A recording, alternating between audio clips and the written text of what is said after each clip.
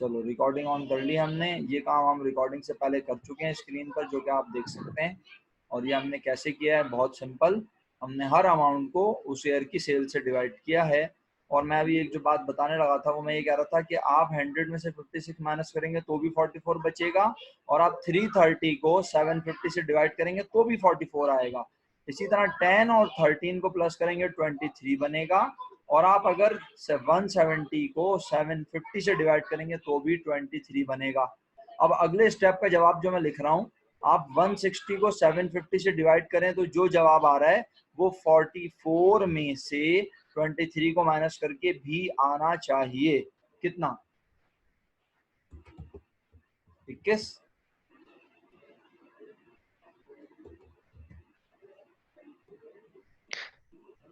सही है। Operating income 21 और 14।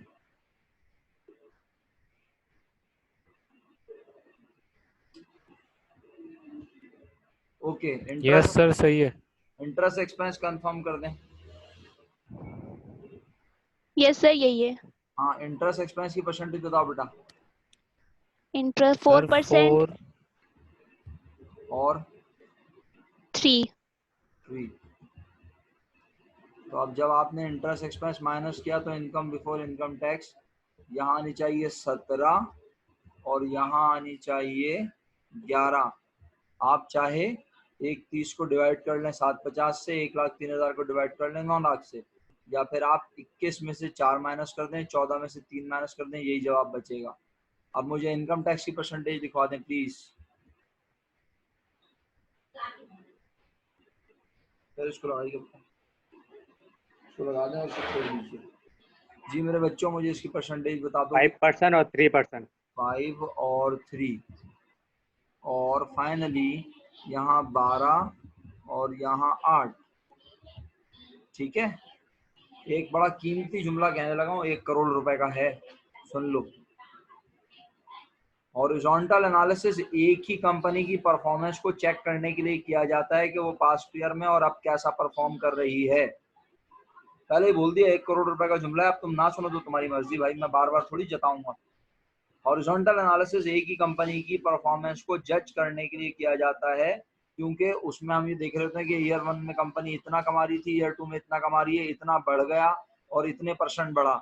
जबकि वर्टिकल एनालिसिस में आप एक ही कंपनी के 2 ईयर्स को भी एनालाइज कर सकते हैं, और आप 2 अलग अलग कंपनी को भी एनालाइज कर सकते हैं। यानी थोड़ी देर के लिए अगर मैं इसे कंपनी ए बोल दूं और इसे कंपनी बी, तो आप जरा देखिएगा, कंपनी ए बाजाहिर, अगर मैं इसको क्या बोलूं कंपनी ए और इसे बोलूं कंपनी बी, तो बाजाहिर कंपनी ए की सेल, देख रहे हैं आपको फटी हुई आंखों से, कंपनी ए की सेल बाजाहिर कंपनी बी की सेल के मुकाबले में कम है।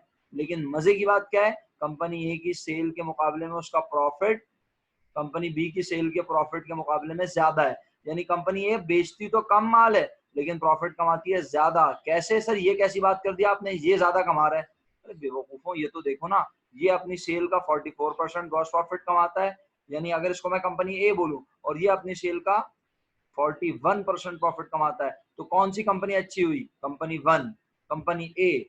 इसका मतलब है वर्टिकल एनालिसिस 2 डिफरेंट कंपनीज को एनालाइज करने के लिए बेहतरीन है।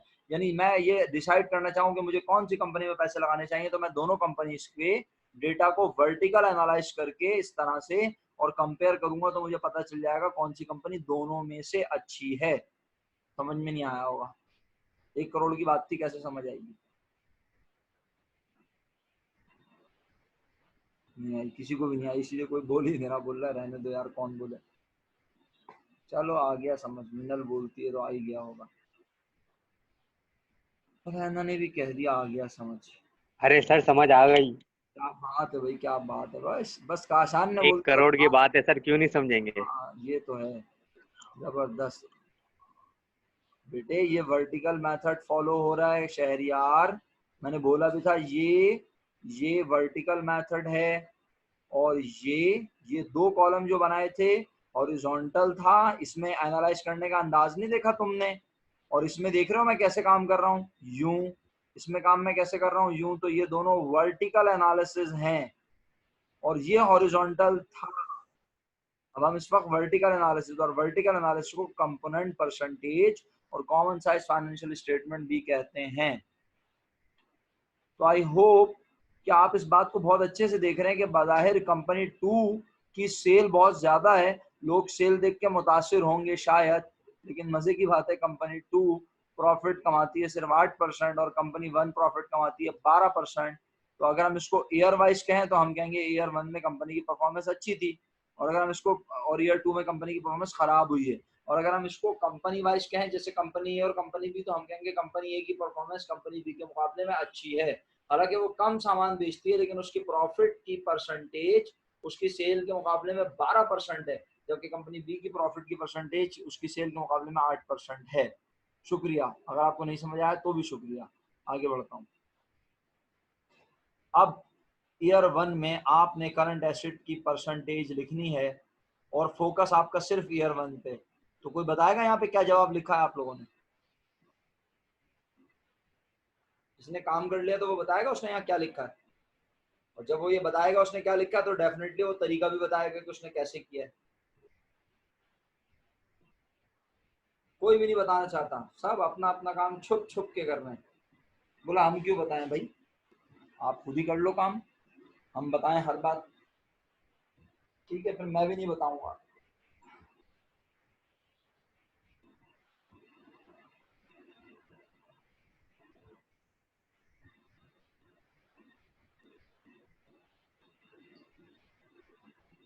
इतनी छुट्टियां करते हैं यार लोग, मेरी समझ से बाहर है। कैसी आवाम है हमारी।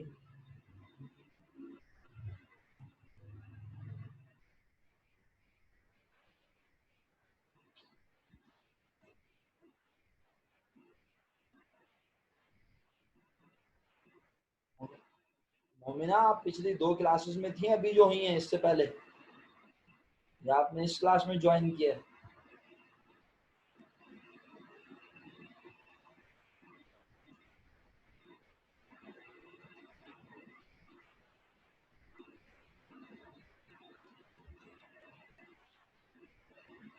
कोई बता ही नहीं रहा, इसका मतलब है किसी को आता ही नहीं है। अभी अभी बताया था शहरियार मैंने, एनालिसिस किस तरह होगा, कि कौन सा एनालिसिस है इन दोनों कॉलम का एनालिसिस? वर्टिकल। तो वर्टिकल में किस तरह से एनालिसिस करते हैं? सर एक ईयर का करते हैं। कॉलम वाइज करते हैं। Yes sir. तो यहाँ क्या लिखूं ईयर 1 में इस जगह? 100% लिखेंगे सर। अच्छा सोच लो।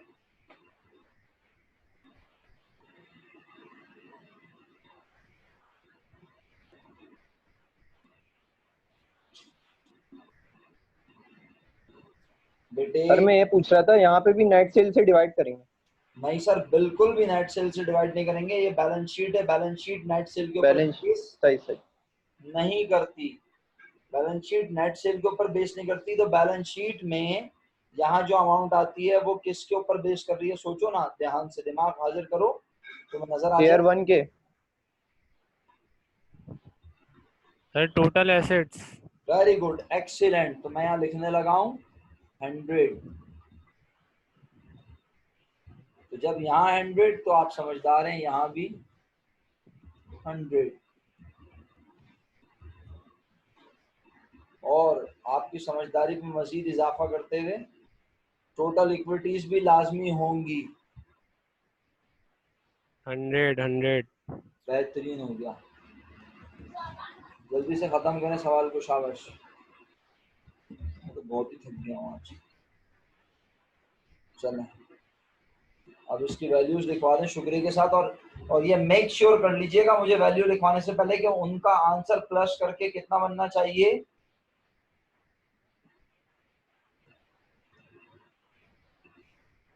आप जो मुझे यहाँ परसेंटेज लिखवाएंगे उसको प्लस करके वापस 100 बनना चाहिए। आप एक 8 डिजिट राउंड करके लिखवा सकते हैं, कोई एतराज नहीं है मुझे।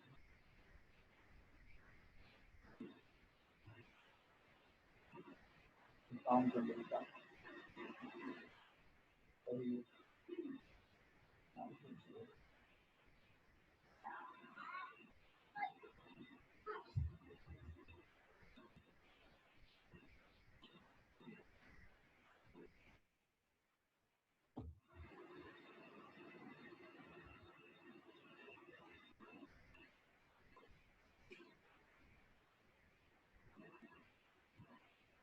मोमिना, मैंने आपसे पूछा था कि आपने ये वाली क्लास जो अभी आप आई हैं, इससे पहले आप पिछली क्लास में थी बीकॉम पार्ट 2 की? ये पूछ रहा हूँ आपसे।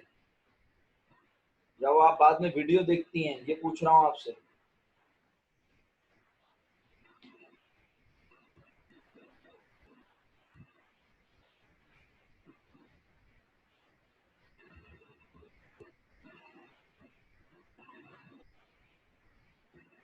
अलैना बेटा, वो अक्सा और वो कहाँ हैं? उनके उनसे कोई कांटेक्ट है? दोनों बहनें।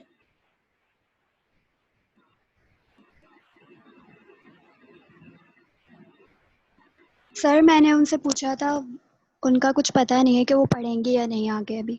अच्छा, तो वो अभी यहीं है पाकिस्तान में या बाहर चली गई? उन्हें जाना था ना वाले साहब के पास। जी जी, उनका हो रहा था जाने का, तो इस वजह से वो अभी पढ़ नहीं रही हैं, क्योंकि अभी उनका कुछ पता नहीं है कि ठीक वो है, जाएंगी या नहीं। चलो शायद वो नेक्स्ट क्लास से आए। ओके, जज़ाकल्लाह।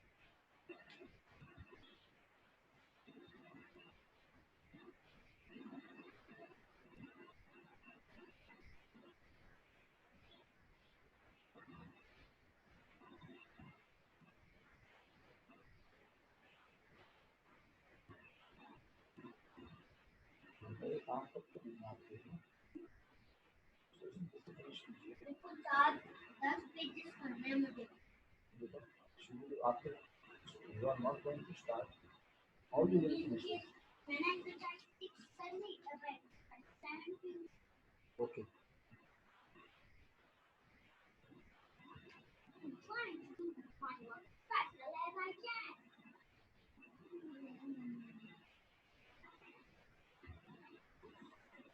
अल्लाह, मुझे लग रहा है मुझे खुद ही करना पड़ेगा इस सवाल को। अभी तक जवाब ही नहीं दे रहा। ईयर 1 की कोई परसेंटेज लिखवा दो भाई। 288 डिवाइड बाय 860। 34%। सर 33.4। 33.4 को 33 लिख देते हैं, सही है? सर वैसे टोटल यस सर। 34 होगा ये, क्योंकि नहीं, इसका जवाब आ रहा है 33.48। 33.48 आ रहा है ना, तो मैंने उसको 33 किया बिल फर्ज। अभी लिखने तो दो। चलो अच्छा, ये बताओ।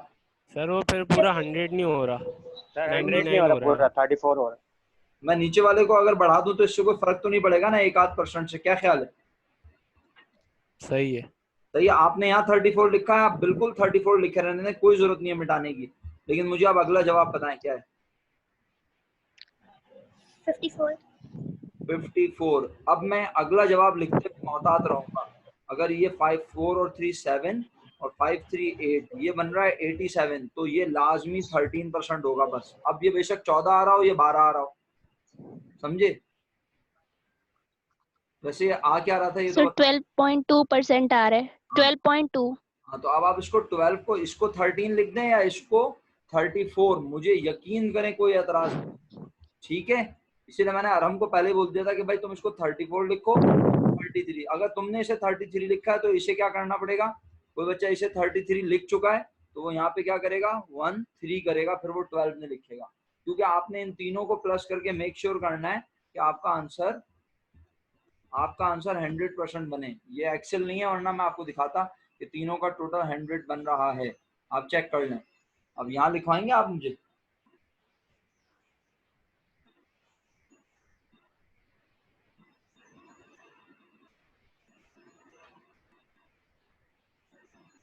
यस बता दो। सर, क्यों नहीं लिख पाएंगे?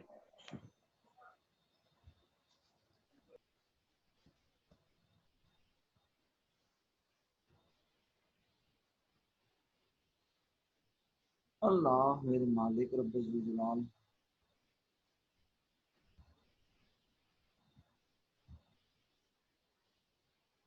Sir, 11%.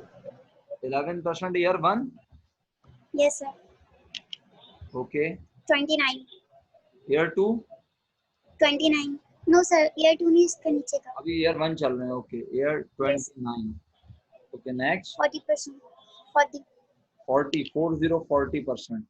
आप इन दोनों को प्लस करें, यही बन रहा है. देख लें क्यों, क्योंकि अगर आप गौर से देखें तो करंट लायबिलिटीज और लॉन्ग टर्म लायबिलिटीज दोनों को प्लस किया, दोनों की परसेंटेज 40% बनी. अब अगर बगैर बुरा माने मेरी बात सुन लें और देख लें स्क्रीन पर तो फायदा हो जाएगा. मैं कहता हूँ पढ़े लिखे होते हुए अगर आप भी थोड़ा सोचें, अगर मेरी लायबिलिटीज 40 हैं तो ये लाजमी होना चाहिए 60. 60, ताकि जब ये 40 और ये 60 होगा तो 100 बनेगा. तो अब ये 60, मुझे ये 3 वैल्यू ऐसे लिखनी है कि ये 60 बने. चलें पहली वाली लिखवाएं वर्दा. 23. 23.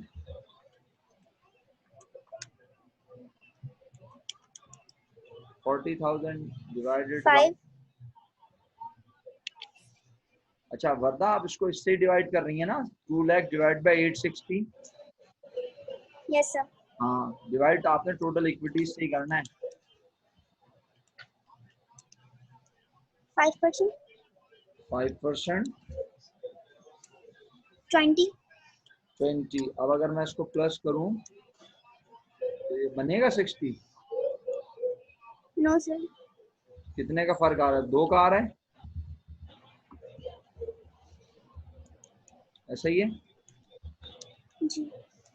तो मैं यहाँ पर 2% बढ़ा देता हूँ. इसको मैं कर देता हूँ 6 और इसको मैं कर देता हूँ 21. और अगर कोई बच्चा कहता है सर मैं तो 5 लिख चुका हूँ, तो भाई इसको 22 कर दो, कोई मसला नहीं. आपको इसको 60 बनाना है. नहीं, मुझे गलत लग रहा है. 60 बना ये 50 हो रहा है. तो मिस्टेक किए बेटा. अच्छा, इसकी परसेंटेज नहीं लिखी ना मेरा बच्चा, आपने इसकी तो लिखवाई है. मुझे इसकी परसेंटेज भी तो लिखवाओ. 10%. नहीं, कितना है ये, कितना है बताओ. ओहो मेरा बच्चा, ये 12%. डिवाइडेड बाय 860 करो ना. 12%. 12%. अब बिल्कुल सही हो गया. देखो हमने खामखा यहाँ बढ़ा दिए थे. ये 20 आया था ना, देख लो 60 बनेगा. आप चेक कर लो तो खुद ही ऑटोमेटिकली पूरा 60 बन रहा है. सही है. 12, 23, 5 और 20, 60 बन गया. चेक कर लें बाकी लोग भी.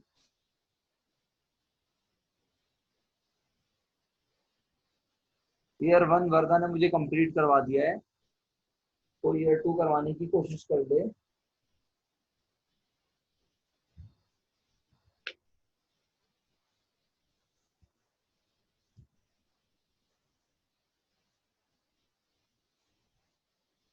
जल्दी खत्म कीजिए प्यारे बच्चों. अल्हम्दुलिल्लाह प्रूफ भी हो गया. ये भी 100, ये भी 100. इसका मतलब हमारी बैलेंस शीट टैली है. और अब मैं यहाँ अमाउंट लिखने लगा हूँ. 390 डिवाइड बाय 950.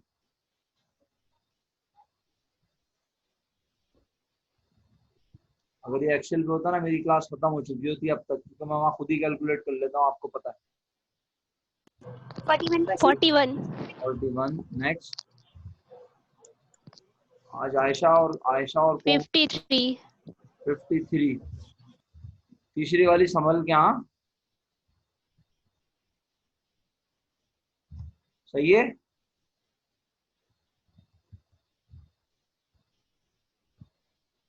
ठीक है भाई. अदर एसेट की परसेंटेज. यस सर, यही आ रही है ओके, आप भी यही रही है. आजकल कभी तो. कभी वही आ रही होती है एक्यूरेट. सही है. चलो अब यहाँ लिखवा दो यार आरम भाई. 12%. 12%. 21. 21%. 33% मिल गया मेरे दोस्त. Yes sir.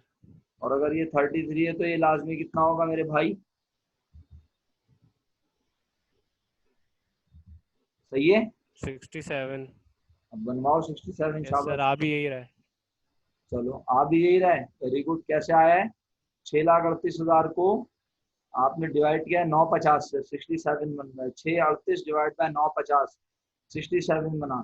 चलो अब यहाँ पे लिखवाओ मेरा बच्चा. सर फिर 11% है। 11%, नेक्स्ट 26%, 26%, नेक्स्ट 7%, 7, 6 और एक 7 और 7, 14, 23%, 23।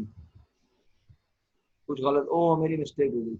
11 यहाँ आना था, 26 इसके नीचे वाली लाइन में आना था, फिर 23 और 23 के बाद क्या आ रहा हम